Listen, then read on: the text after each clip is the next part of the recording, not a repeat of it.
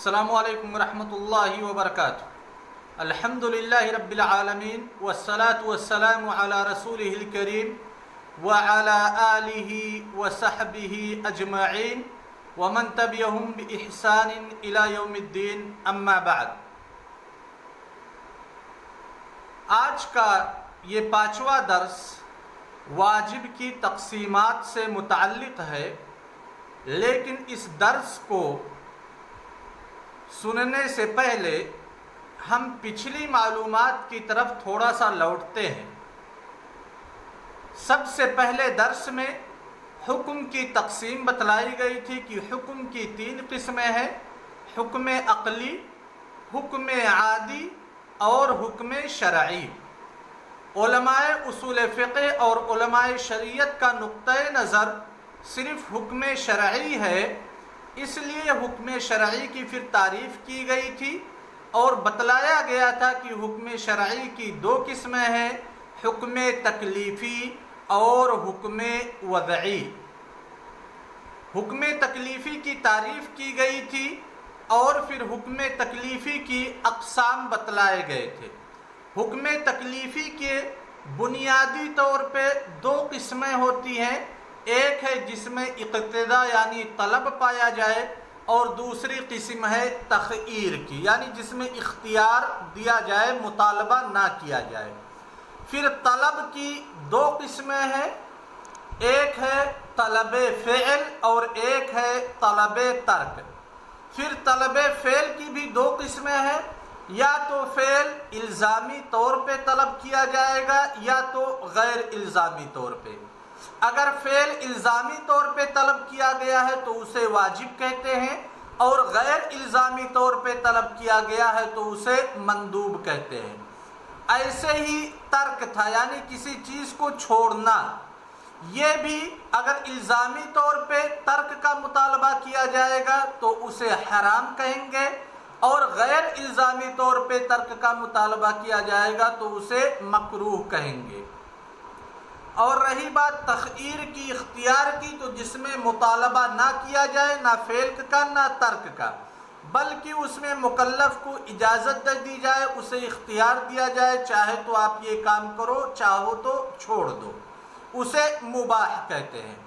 پھر واجب اور فرض میں تفریق کے تعلق سے گفتگو ہوئی تھی کہ نظریاتی طور پہ گرچہ جمہور علماء کرام واجب اور فرض کو مترادف مانتے ہیں اور حنفیہ تفریق کرتے ہیں، لیکن اگر ہم فقہی کتابوں کو دیکھیں یعنی اصول فقہ کی جہاں پہ تطبیق ہوتی ہے اس پہ نظر ڈالیں تو ہمیں پتہ چلتا ہے کہ جمہور علماء کرام نے خاص کر کے حج اور نماز کے باب میں واجب اور فرض میں تفریق کیا ہے اور حنفیہ کے بنائے ہوئے قاعدے پہ عمل کیا ہے۔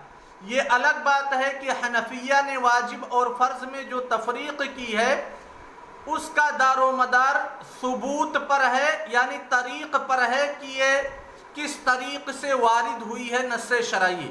اگر قطعیت کے طریق سے وارد ہوئی ہے تو وہ فرض ہے، اور اگر ظن کے طریق سے وارد ہوئی ہے تو وہ واجب ہے۔ لیکن مالکیہ نے صراحت کی تھی کہ ہم واجب اور فرض کے درمیان جو تفریق کرتے ہیں اس میں طریق کا حوالہ نہیں دیتے ہیں، بلکہ ہم تاکید کو دیکھتے ہیں۔ یہ ساری گفتگو ہو چکی ہے اور ہم اسی واجب کی تقسیمات پہ آج انشاءاللہ بحث کریں گے۔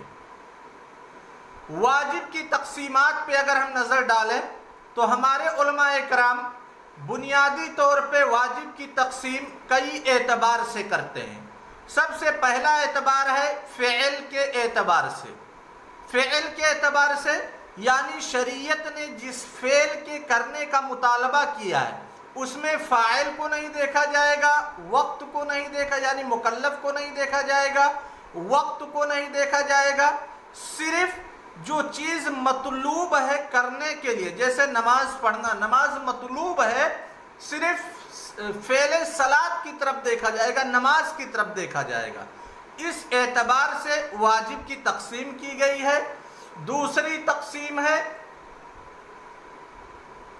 وقت ادا کے اعتبار سے، یعنی کہ وہ واجب چیز جس وقت میں ادا کی جائے گی اس وقت کو دیکھتے ہوئے واجب کی کتنی قسمیں کی جا سکتی ہیں۔ تیسرا ہے فعل کی تحدید و عدم تحدید کے اعتبار سے، یعنی فعل محدد ہے یا غیر محدد ہے، اس اعتبار سے واجب کی تقسیم کی جائے گی۔ چوتھا اعتبار ہے مکلف یعنی فاعل کے اعتبار سے واجب کی تقسیم۔ ہر ایک پہ انشاءاللہ ہم تفصیلی گفتگو کریں گے، اور یہ درس جو پیش کیا جا رہا ہے خاص اس میں لحاظ رکھا گیا ہے کہ صرف نظریاتی چیزیں درس میں شامل نہ ہوں، بلکہ فقہائے کرام نے، علماء کرام نے یا پھر شریعت نے اس کی تطبیق کیسے کی ہے اس کا بھی مختصراً ذکر کیا جائے۔ ہم منتقل ہوتے ہیں سب سے پہلے واجب کی تقسیم فعل کے اعتبار سے، کہ فعل کے اعتبار سے واجب کی کیسے تقسیم کی گئی ہے۔ قبل اس کے کہ ہم اس کی تقسیم پہ نظر ڈالیں، ہم سب سے پہلے مسئلہ کا تصور کر لیتے ہیں کہ جب ہم کہتے ہیں واجب کی تقسیم فعل کے اعتبار سے تو کیا چیز ہمارے ذہن میں آتی ہے۔ ایک مثال لے لیتے ہیں۔ اللہ تعالیٰ کہتے ہیں قرآن کریم میں فَمَنْ كَانَ مِنْكُمْ مَرِيضًا أَوْ بِهِ أَذًى مِّن رَأْسِهِ فَفِدْيَةٌ مِّن صِيَامٍ أَوْ صَدَقَةٍ أَوْ نُسُكٍ۔ یہ حج کے تعلق سے آیت وارد ہوئی ہے۔ اللہ تبارک و تعالیٰ نے سورہ بقرہ میں جہاں حج کے کچھ احکام بتلائے ہیں وہیں پہ ایک حکم یہ ہے کہ جو بھی حاجی ہوگا اپنے سر کو وہ حلق نہیں کروا سکتا یہاں تک کہ یوم عاشر یعنی 10 ذی الحجہ نہ آ جائے۔ لیکن اگر کسی شخص کو پریشانی ہے، بالوں میں پریشانی ہے یا پھر بیمار ہے جس کی وجہ سے اس کے بال اتارنے پڑیں گے، تو شریعت نے یہاں مشقت کو دیکھ کر کے آسانی پیدا کی کہ وہ شخص چاہے تو اپنے بال اتروا سکتا ہے۔ بال اگر اتروائے گا تو اس کے اوپر شریعت نے 3 چیزوں میں سے کوئی ایک چیز لازم کر دی ہے، وہ ہے صیام، یا تو روزہ رکھے یا صدقہ دے یا ایک دم یعنی قربانی پیش کرے۔ اب ہم دیکھیں کہ 3 چیزیں ہیں، صیام ہے، صدقہ ہے، نسک ہے۔ ان 3 چیزوں میں سے کون سی چیز شریعت نے واجب کی ہے؟ کیا تینوں چیزیں واجب ہیں یا ان میں سے ایک چیز واجب ہے؟ اگر تینوں چیزیں کر لے ایک مکلف تو پھر اس کا ثمرہ کیا نکلے گا، اور اگر ایک چیز کرتا ہے یعنی روزہ رکھ لیتا ہے باقی 2 چیزیں چھوڑ دیتا ہے تو کیا وہ گنہگار ہوگا یا گنہگار نہیں ہوگا؟ یہی ہے واجب کی تقسیم فعل کے اعتبار سے۔ اس میں فعل کا تو ذکر ہے کہ فعل کا مطالبہ کیا گیا ہے، وہ فعل کیا ہے؟ صیام ہے، صدقہ ہے یا نسک ہے۔ لیکن فعل کی تعیین کی گئی ہے، کون سا فعل ان تینوں میں سے کرنا ہے اس کی تعیین نہیں کی گئی ہے۔ یہی مسئلہ ہے در حقیقت۔ تو واجب کی تقسیم فعل کے اعتبار سے 2 قسمیں ہیں۔ ایک قسم ہے واجب معین، یعنی جس میں فعل کو معین کر دیا جائے، اس کی تعریف آگے آ رہی ہے، اور دوسری قسم ہے واجب مخیر۔ تو واجب مخیر کی اصل کیا ہے؟ واجب مخیر دراصل واجب کی اقسام میں سے ایک قسم ہے، اور کس اعتبار سے واجب کی تقسیم کی جائے گی تب واجب مخیر واجب معین آئے گا؟ واجب کی تقسیم جب فعل کے اعتبار سے کی جائے گی، مکلف کے اعتبار سے کی جائے گی تو واجب معین اور واجب مخیر نہیں آئے گا۔ وقت ادا کے اعتبار سے کیا جائے گا تو واجب معین واجب مخیر نہیں آئے گا۔ تحدید اور عدم تحدید کے اعتبار سے کی جائے گی تو واجب معین اور واجب مخیر نہیں آئے گا، بلکہ جب فعل کے اعتبار سے واجب کی تقسیم کی جائے گی تو اس کی 2 قسمیں آئیں گی، واجب معین اور واجب مخیر، یا جس کو ہمارے علماء کرام، بعض علماء کرام واجب مبہم سے بھی تعبیر کرتے ہیں۔ اب واجب معین کی تعریف دیکھ لیتے ہیں کہ کس کو واجب معین کہتے ہیں؟ جس کام کے کرنے کو شریعت نے بعینہ ہی لازمی طور پہ طلب کیا ہو، یعنی ایک کام طلب کیا اور اس کام کی تحدید کر دی، تعیین کر دی کہ یہی کام آپ کو کرنا ہے۔ اس کی کچھ مثالیں لے لیتے ہیں، جیسے اللہ تبارک و تعالیٰ کا قول یا ایھا الناس اعبدوا ربکم الذی خلقکم والذین من قبلکم لعلکم تتقون۔ سورہ بقرہ کی یہ آیت ہے۔ اس آیت میں اللہ تعالیٰ نے لوگوں کو مخاطب کر کے کہا اپنے اس رب کی عبادت کرو جس رب نے تم کو پیدا کیا اور تم سے پہلے والے لوگوں کو پیدا کیا۔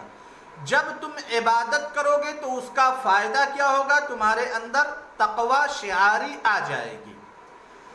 اس آیت میں ہم دیکھیں کہا اعبدوا ربکم۔ اعبدوا یہ صیغہ امر ہے، اور جب صیغہ امر مطلق طور پہ وارد ہو، کوئی قرینہ نہ ہو، تو امر وجوب پہ دلالت کرتا ہے۔ یعنی واجب کہاں سے اس آیت میں کون سی چیز محل شاہد ہے؟ وہ ہے اعبدوا ربکم، کیونکہ اعبدوا فعل امر ہے، اور فعل امر جب مطلق وارد ہو تو وہ وجوب پہ دلالت کرتا ہے۔ اب یہاں پہ ہم دیکھیں اللہ تعالیٰ نے عبادت کرنے کا حکم دیا۔ عبادت کرنے کا حکم دیا، کس کی عبادت کرنی ہے؟ رب کی عبادت کرنی ہے، لہذا کسی دوسرے کی عبادت نہیں کی جا سکتی، صرف اپنے اس رب کی عبادت کی جا سکتی ہے جس نے ہم لوگوں کو پیدا کیا۔ تو یہ واجب معین ہے۔ دوسری مثال وَأَقِيمُوا الصَّلَاةَ وَآتُوا الزَّكَاةَ وَارْكَعُوا مَعَ الرَّاكِعِينَ۔ دیکھیں اقیمو فعل امر ہے، مطلق وارد ہے، وجوب پہ دلالت کرتا ہے۔ آتو فعل امر ہے، مطلق وارد ہے، وجوب پہ دلالت کرتا ہے۔ ارکعو فعل امر ہے، مطلق وارد ہے، وجوب پہ دلالت کرتا ہے۔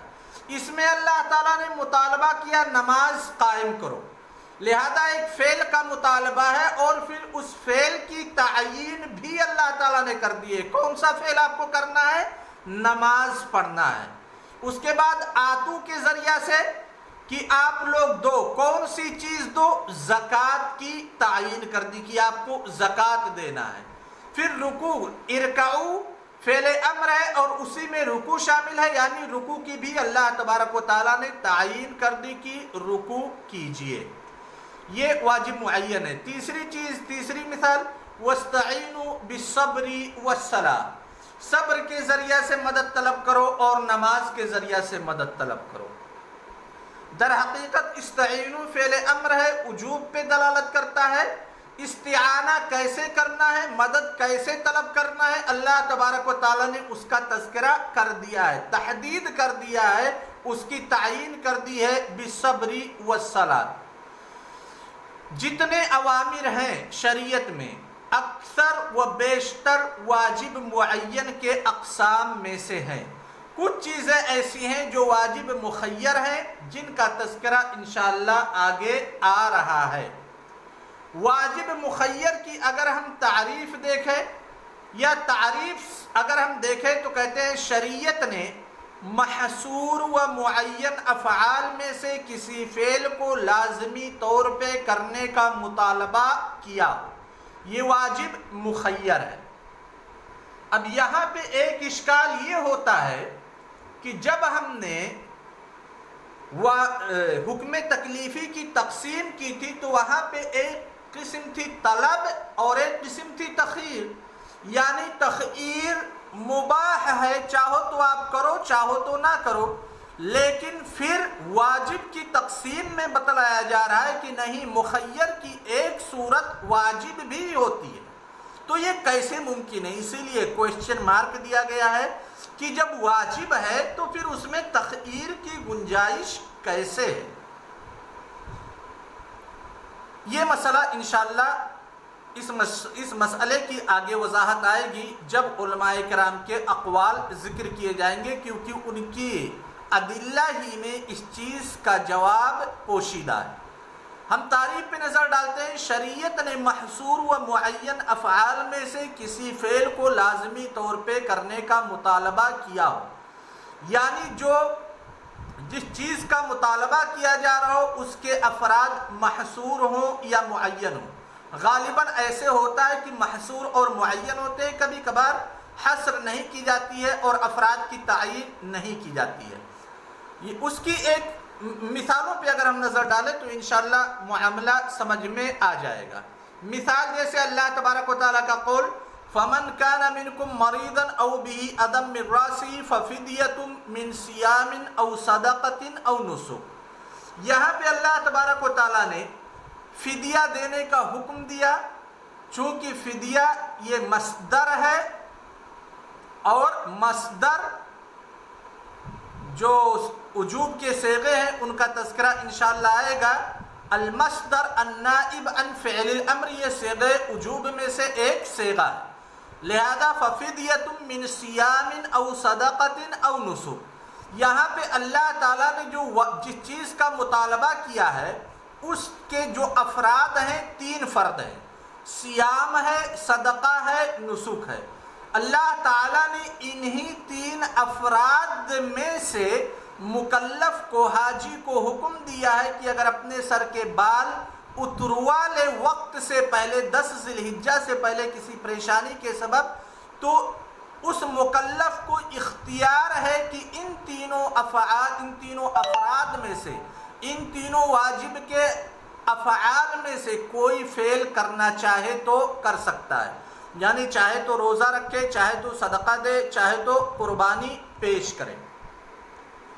ایک دوسری مثال ہے فَكَفَّارَتُهُ إِطْعَامُ 10 مَسَاكِينَ مِنْ أَوْسَطِ مَا تُطْعِمُونَ أَهْلِيكُمْ أَوْ كِسْوَتُهُمْ أَوْ تَحْرِيرُ رَقَبَةٍ۔ اگر کوئی آدمی قسم کھا لے اور پھر قسم کو توڑ دے تو اس کا کفارہ شریعت نے 3 چیزیں بتلائی ہیں، محدد کر دی ہیں۔ کہا اطعام 10 مساکین، 10 مساکین کو کھانا کھلانا ہے۔ اس کے بعد کہا او کسوتہم، لفظ او کے ذریعے سے مکلف کو اختیار دے دیا کہ چاہو تو آپ 10 مساکین کو کھانا کھلاؤ، چاہو تو ان کو کپڑا پہناؤ، یا تو پھر او تحریر و رقبہ، یا ایک غلام آزاد کرو۔ آپ دیکھ لیں کہ تینوں جو واجب کے افراد ہیں جن کا مطالبہ کیا گیا ہے اس کے افراد محصور ہیں ان 3 چیزوں میں، کھانا کھلانے میں، کپڑا پہنانے میں، یا غلام کے آزاد کرنے میں۔ لیکن تینوں میں سے کون سی چیز مطلوب ہے بعینہ اس کا تذکرہ نہیں ہے۔ مکلف کو اختیار دیا گیا ہے کہ آپ ان تینوں میں سے کوئی چیز کر سکتے ہیں تو آپ کے قسم کا کفارہ ادا ہو جائے گا۔ ایک تیسری مثال لے لیتے ہیں فَجَزَاءٌ مِثْلُ مَا قَتَلَ مِنَ النَّعَمِ يَحْكُمُ بِهِ ذَوَا عَدْلٍ مِّنْكُمْ هَدْيًا بَالِغَ الْكَعْبَةِ أَوْ كَفَّارَةٌ طَعَامُ مَسَاكِينَ أَوْ عَدْلُ ذَلِكَ صِيَامًا۔ یہ ایسے حاج کے بارے میں، ایسے حاجی کے بارے میں ہے جو حالت احرام میں ہو اور کسی جانور کا شکار کر لے۔ تو حالت احرام میں جو بری جانور ہیں ان کے شکار کرنے کی ممانعت ہے۔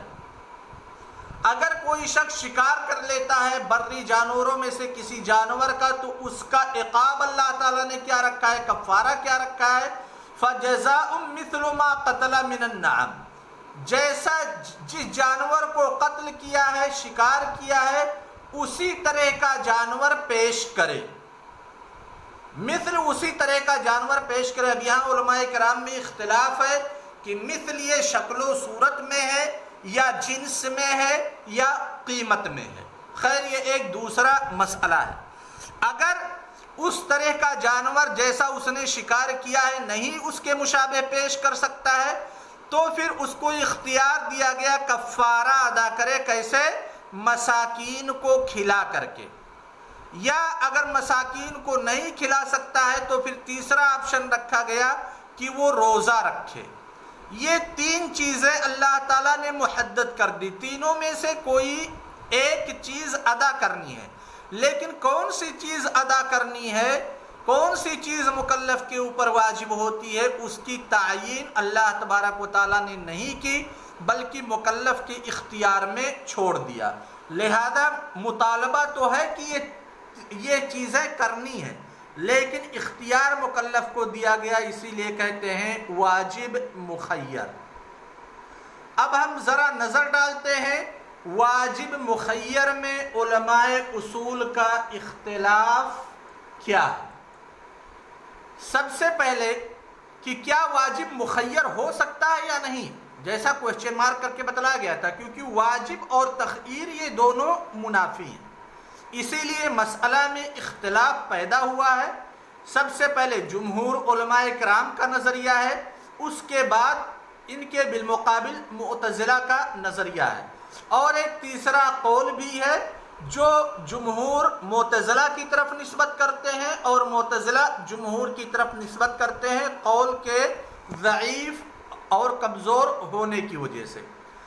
جمہور کے نظریے سے ہم دیکھیں تو کہتے ہیں کہ واجب بالکل مخیر ہو سکتا ہے، واجب مخیر ہو سکتا ہے، اور جمہور کہتے ہیں کہ محصور و معین افراد میں سے کوئی ایک ہی فرد مطلوب ہے، یعنی جیسے کھانا کھلانا ہے مساکین کو، 10 مساکین کو کھانا کھلانا یا کپڑا پہنانا یا روزہ رکھنا، یہ 3 چیزیں شریعت نے بیان کی ہیں، ان 3 چیزوں میں سے کوئی ایک چیز ہی مطلوب ہے مکلف سے، اگر ایک ہی چیز کر لے تو وہ بریء الذمہ ہو جائے گا، اس کا کفارہ ادا ہو جائے گا۔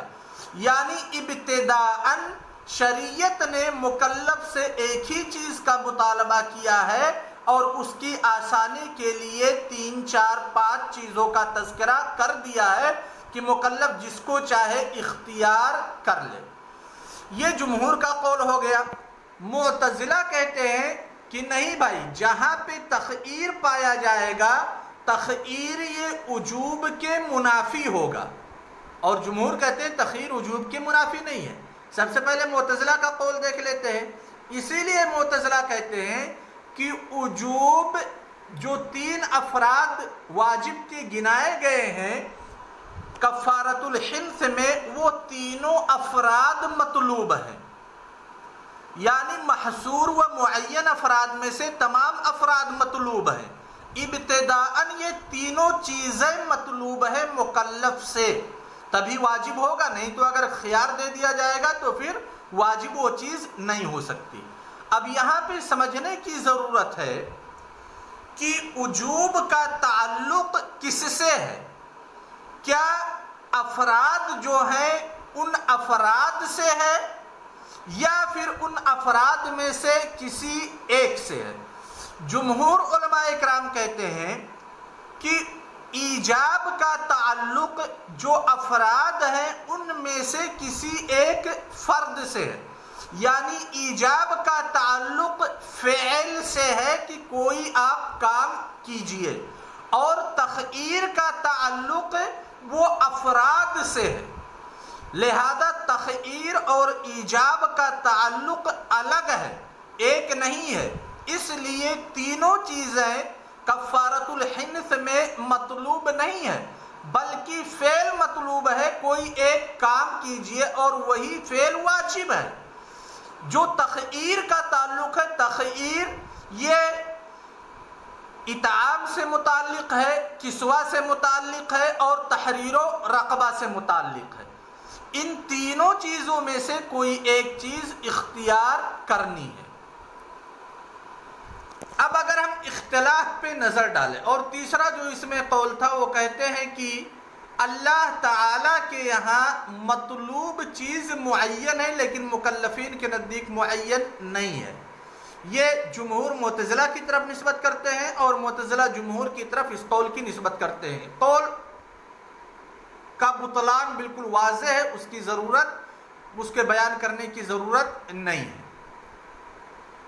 اب ذرا ہم نظر ڈال لیتے ہیں اس اختلاف کی حقیقت پہ کہ کیا جو جمہور اور معتزلہ کے درمیان اختلاف ہوا ہے یہ اختلاف معنوی ہے یا اختلاف لفظی ہے۔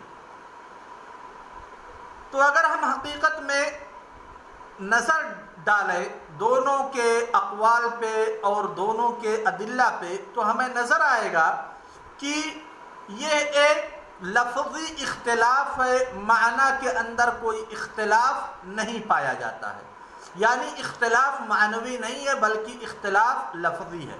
کیسے اختلاف لفظی ہے؟ کیونکہ جمہور علماء کرام اور معتزلہ دونوں اس بات پہ متفق ہیں کہ کوئی بھی آدمی اگر تینوں چیزوں کو یعنی جو قسم کو توڑا ہے اور پھر وہ کھانا نہ کھلائے یا قسم کا کفارہ نہ ادا کرے، کھانا نہ کھلائے یا مساکین کو کپڑا نہ پہنائے یا غلام آزاد نہ کرے یعنی وہ کفارہ نہ ادا کرے، تو جمہور اور معتزلہ دونوں اس بات پر متفق ہیں کہ اس کو عقاب ایک ہی چیز نہ کرنے کی دی جائے گی، تینوں چیزوں کا عقاب اسے نہیں ملے گا۔ اور اس بات پہ بھی متفق ہیں کہ اگر کوئی آدمی تینوں چیز کر لیتا ہے یعنی مساکین کو کھانا بھی کھلا دیتا ہے، ان کو کپڑا بھی پہنا دیتا ہے، غلام کو آزاد بھی کر دیتا ہے، تو کہتے ہیں اس کو ثواب ایک ہی چیز کا ملے گا، یعنی بریء الذمہ اس کی ذمت کی براءت صرف ایک ہی چیز سے ثابت ہوگی، تینوں سے ثابت نہیں ہوگی۔ لہذا آپ چاہے کہیں کہ بنیادی طور پہ ایک ہی فرد مطلوب ہے یا بنیادی طور پہ تینوں افراد مطلوب ہیں، جب اس کے نتیجے پہ آتے ہیں تو نتیجہ دونوں کا ایک ہوتا ہے کہ اگر ایک چیز کر لیتا ہے مکلف تینوں میں سے یا شریعت نے جو محصور کیا ہے تو پھر وہ بریء الذمہ ہو جائے گا۔ جمہور کا بھی اس پہ اتفاق ہے، معتزلہ کا بھی اتفاق ہے۔ اور اگر تینوں چیزوں یا محصور افراد کو چھوڑ دیتا ہے تو جمہور کے نزدیک اس کو گناہ صرف ایک چیز کے ترک پہ ملے گا اور معتزلہ کے نزدیک بھی اس کو گناہ صرف ایک چیز کے ترک پہ ملے گا۔ لہذا اختلاف لفظی ہے اور اس اختلاف کا فروع فقہیہ میں کوئی ثمرہ اور رزلٹ نہیں ہے۔ البتہ بعض علماء کرام نے اس اختلاف کو معنوی مانا ہے اور اس کا ثمرہ نکالا ہے۔ یہ بعض علماء کرام ہیں، اس کی مثال دیتے ہیں کہ جیسے اگر کسی نے تینوں چیزیں کر لی، مساکین کو کھانا بھی کھلا دیا، ان کو کپڑا بھی پہنا دیا اور غلام کو آزاد بھی کر دیا، تو کہتے ہیں جمہور علماء کرام کے نزدیک مساکین کو کھانا کھلانا گویا کہ اس کے اوپر واجب تھا، وہ بریء الذمہ ہو گیا، لیکن مساکین کو کپڑا پہنانا یہ نفل کے حق میں ہو جائے گا جس کا ثواب اسے ملے گا۔ جبکہ معتزلہ کے نزدیک تینوں چیزیں اگر کر لیتا ہے تو صرف اسے ایک کا ثواب ملے گا، بقیہ دو کا ثواب نہیں ملے گا۔